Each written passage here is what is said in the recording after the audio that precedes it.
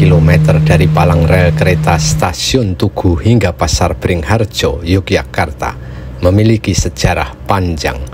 Jalan ini tak hanya memiliki banyak kenangan dan narasi, tapi juga menjadi saksi perjalanan Kerajaan Mataram dan perjuangan bangsa Indonesia dalam mempertahankan kemerdekaan.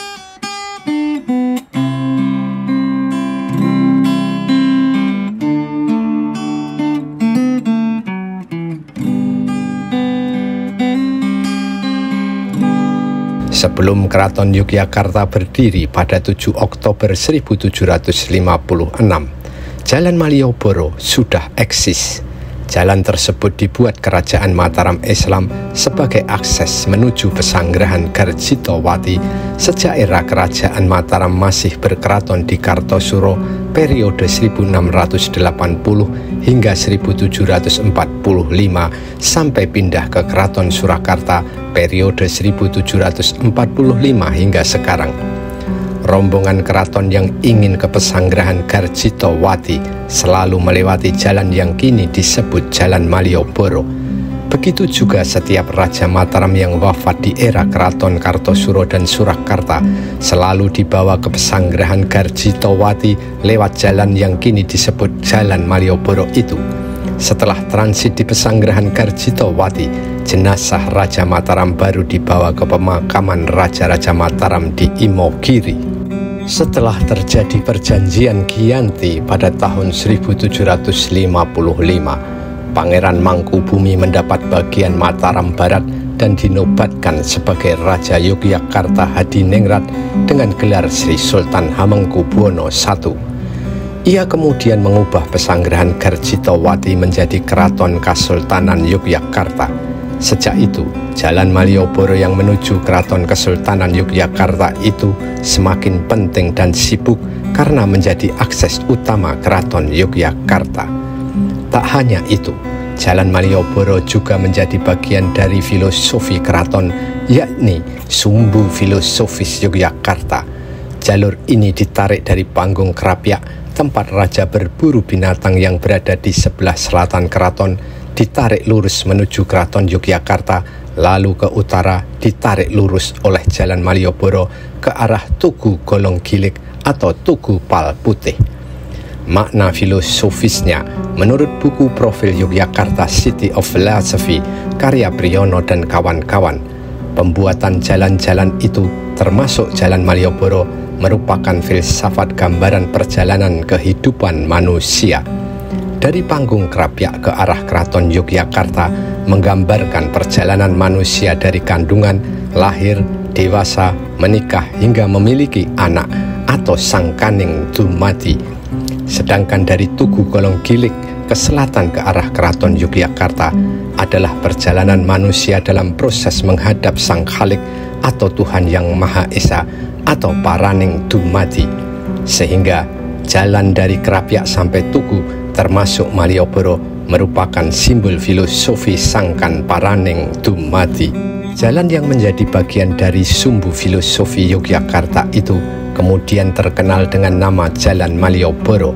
Ada yang menyebut nama itu diambil dari gelar Jenderal John Churchill sebagai Adipati pertama Marlborough atau Duke of Marlborough.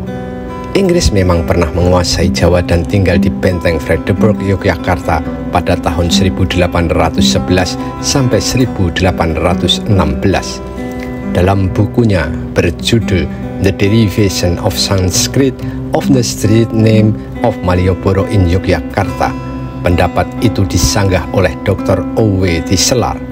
Sangat kecil kemungkinannya nama Malioboro diambil dari nama orang asing, sebab jalan ini memiliki makna penting sebagai bagian dari Sumbu Filosofi Yogyakarta.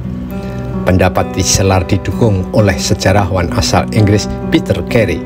Ia mengajukan teori baru, kemungkinan nama Malioboro berasal dari bahasa Sanskerta, yakni Malya yang berarti untaian bunga. Karena dihiasi bunga, maka disebut Malyabara.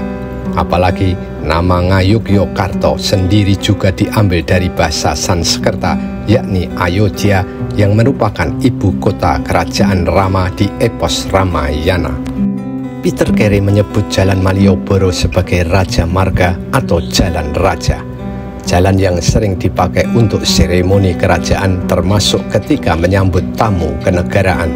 Sehingga Jalan Malioboro memiliki arti sangat penting dalam keseluruhan filosofi tata kota Kesultanan Yogyakarta. Apalagi Malioboro merupakan bagian penting dari sumbu imajiner filosofi keraton.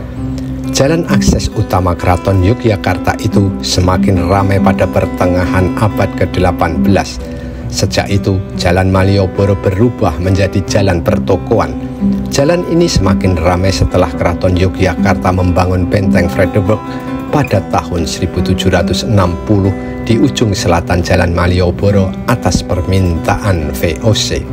Jalan Malioboro semakin hidup dan ramai setelah pemerintah kolonial Hindia Belanda juga membangun Dutch Club di pinggir jalan itu pada tahun 1822.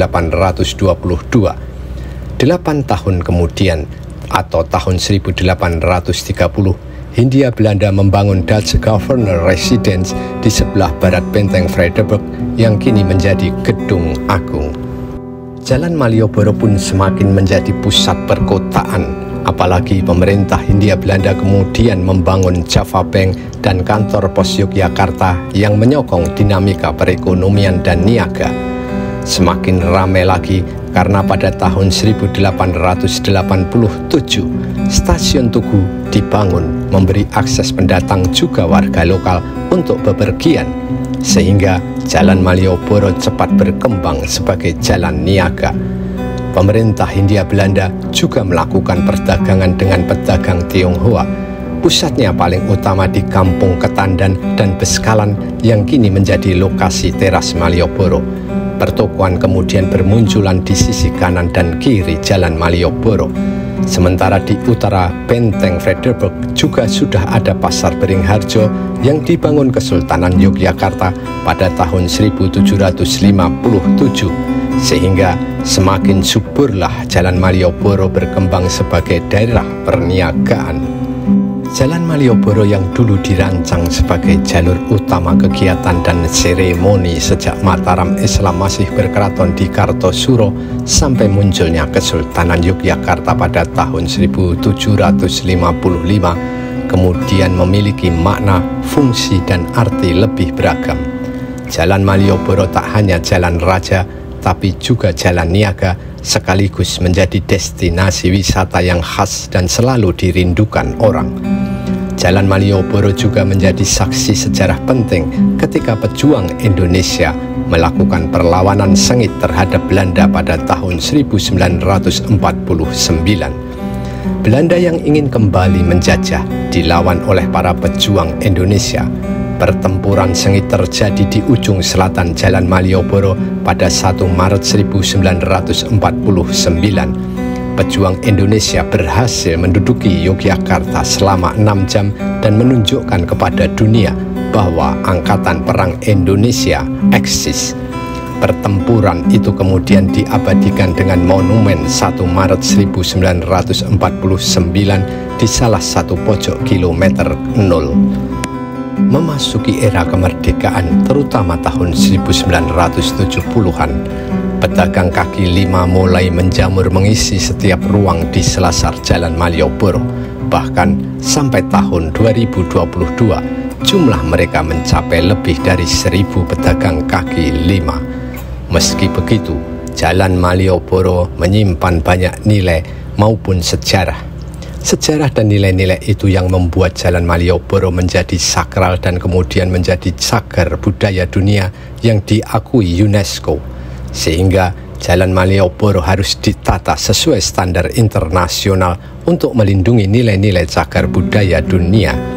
Sejak Januari 2022, para pedagang kaki lima yang tumbuh liar di sepanjang selasar Jalan Malioboro pun direlokasi ke bekas gedung bioskop Indra sebagai teras Malioboro 1 dan ke bekas kantor Dinas Pariwisata Yogyakarta sebagai teras Malioboro 2. Namun, atas kebutuhan nilai-nilai dan kepentingan ideal termasuk meningkatkan dinamika perniagaan, pedagang teras Malioboro II kembali direlokasi ke teras Malioboro Beskalan dan teras Malioboro Ketandan pada Januari 2025. Teras Malioboro kini menyatu dalam satu ekosistem yang menjadi pusat wisata belanja Yogyakarta. Sementara Jalan Malioboro tertata makin asri, rapi dan indah sebagai cagar budaya dan bagian dari sumbu filosofi Yogyakarta.